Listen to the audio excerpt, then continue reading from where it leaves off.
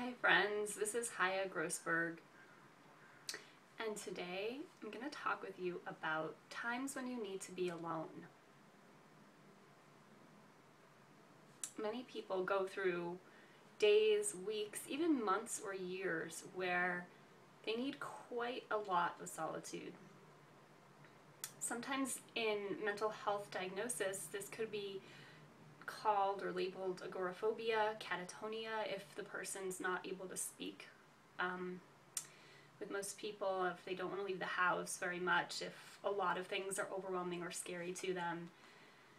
And I've gone through several periods like this in my life. The first one was when I was in college. Actually, once I got to college and had the opportunity to go through phases like this, because I wasn't living with my family or in a school system that was extremely structured, I started actually experimenting quite a bit with solitude and was seeing how much solitude I could give myself at certain times while still going to classes or getting food and surviving okay and taking care of myself. But after a couple years of experimenting with this in little snippets and tidbits, I seemed to have the urge within me to go a lot further, and I wanted a lot of solitude. I needed, it wasn't so much wanted, it was like I needed a lot of solitude for a while, because I was cocooning myself. I was protecting myself while I was going through a very major transformation.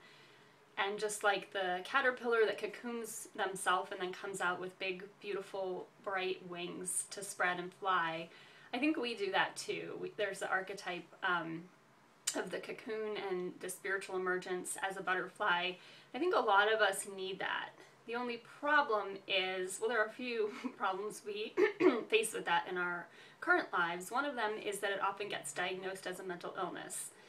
The other one is that it can be scary and overwhelming to go through a time where we need to be alone when other people might not understand. Even if they're not diagnosing us as mentally ill, they might be personally offended, or they might see us as dysfunctional, because it obviously is harder to get our basic needs met if we need to be alone a majority of the time.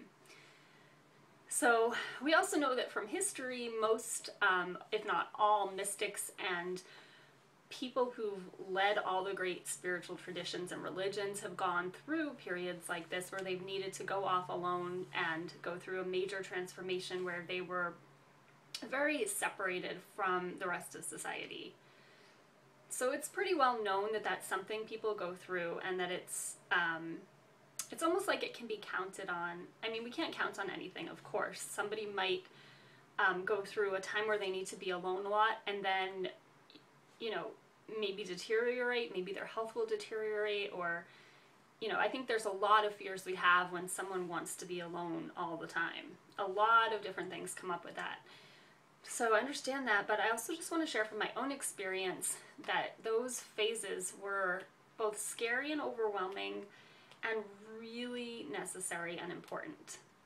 So what I wish is that we could have more protection for people going through that, in a sense of faith, that if someone needs to be alone a lot for a while, that they're going through something, and we might not understand what it is yet, and they might not understand what it is yet, but they will almost 100% likely emerge from it, and at a certain point it will become clearer to those who can look more deeply and really show interest and care and see what's going on.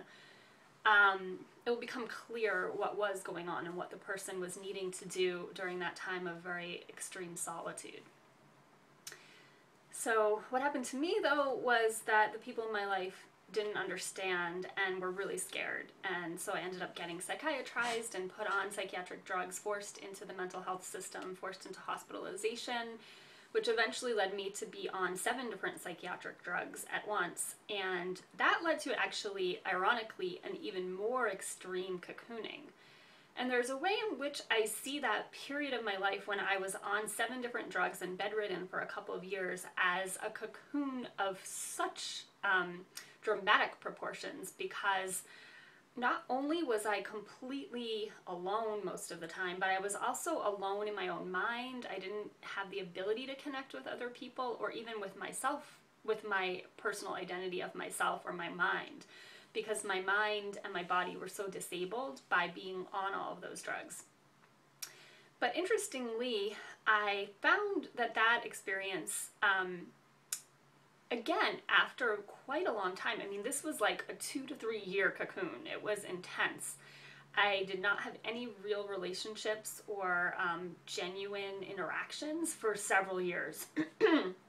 My interactions were all revolved around my identity as being a problem or something that needed to be figured out, but there weren't any like genuine connections where, well, because I wasn't connected to my own mind or body or emotions, so how could I really have any connections? There were a few people that I did have a bit of a connection with that went beyond that. But another thing is that often when people are catatonic, meaning they have trouble speaking or just can't speak at all, after a while, often there will be one person who will come along who will be patient enough and open enough that the person actually will open up and speak and will want to speak. But for me, I went through a catatonic period where I couldn't speak, and it was in large part because I knew that anything I said would fall on deaf ears. I knew that what I was going through was so not comprehensible to the people around me that speaking felt like sacrilegious. It felt like it was almost like it would destroy me, because it would obviously be completely misunderstood. That was my experience of catatonia, but I know it's different for everyone, and there's often trauma involved or different things involved.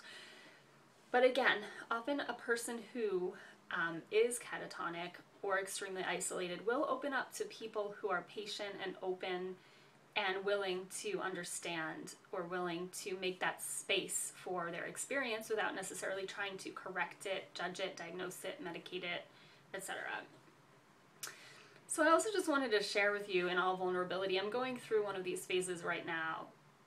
So for the past couple of weeks, I've been in a process of moving out of my current apartment in San Francisco, and I'm going to be moving up north, and a combination of that and a bunch of other things. I've moved around a lot for several years and gone through a lot of transformation in my life and within myself. And just whatever it is, all these things culminating, I've needed a lot of time alone for the past couple of weeks, and it's been pretty extreme. And at first I didn't trust it, and I was like, what's wrong with me? Why can't I get myself to make plans? Why can't I get myself to drive across the city and go see a friend, or even just have somebody come visit me? I've had a couple of times where I've done that, but honestly, for the most part, I've spent about 24 hours alone every day. I'd say there were 1 or 2 exceptions to that in the past 2 weeks. So I have talked on the phone with friends a lot, and I have gone out a little bit, you know, to do grocery shopping or to go for a walk. I've gone outside every day, and I've done some errands. But other than that, I've spent all my time at home going through my stuff and writing, making these videos, resting, praying. That's pretty much it. But it's like, I feel like there are different ways one could go through that sort of period, and the way in which I'm going through it right now, I can tell that I'm in a cocoon, because it's like there are times when I just feel like I can't talk to certain people at all. Quite a few people, you know, like most people. There are only maybe a few people that I can talk to right now, and maybe like 5 to 10 to 20 in the whole world that I feel comfortable talking to right now. So another thing is that for people who are writers, artists, or going through any kind of spiritual path, a lot of times there can be an intensity phase where it's harder to make small talk. It's harder to engage with things that seem like they're in a completely other realm than what we're going through. And that's definitely the phase I'm in right now. So I just wanted to speak to this because I know that most of the time when people go through this, if there's not enough support or understanding or opportunity for solitude, this experience gets medicated. It gets labeled agoraphobia or catatonia or schizophrenia or depression, anxiety, anxiety disorder, all kinds of things. And I just want to say, if you're going through that, or if you're one of those people that goes through that sometimes, it's okay. You're not ill. There's nothing wrong with you. It's really okay and important for us to allow ourselves and those in our lives to go through these emergences, these cocoons, and trust that when they emerge, they'll be spreading their butterfly wings and flying and showing all their colors. And, you know, maybe that's why we're scared. Maybe that's why we resist people's solitude, because we're a little scared of their transformation. What will that mean for us if our friends and family members are going through such a big transformation? I mean, it is scary. It's very scary to see people dramatically changing, and it brings up our own fears of our own dramatic changes. But I think we all do want that liberation for ourselves and others. So I just want to say, it's okay to cocoon. It's okay to be what others would call withdrawn for a while. That was a big thing for me, was that people referred to me as going through this withdrawal. And like I was withdrawing from the world, and that was this big problem. But I think I knew, even when I was on all those drugs, I knew that it was something I needed. And the universe has often given me these opportunities to be very alone for a period of time. So I'm grateful. It's overwhelming. It's hard. I don't want my friends and family to feel alienated by me when I'm going through this. But I think I always do emerge with more to offer the world. And the truth is, there's no choice in it. It's just what happens in my life, and I think in many people's lives. So I'd like to hear your thoughts, your experiences about cocooning, your own experiences of quote-unquote withdrawing and needing to be alone for a while.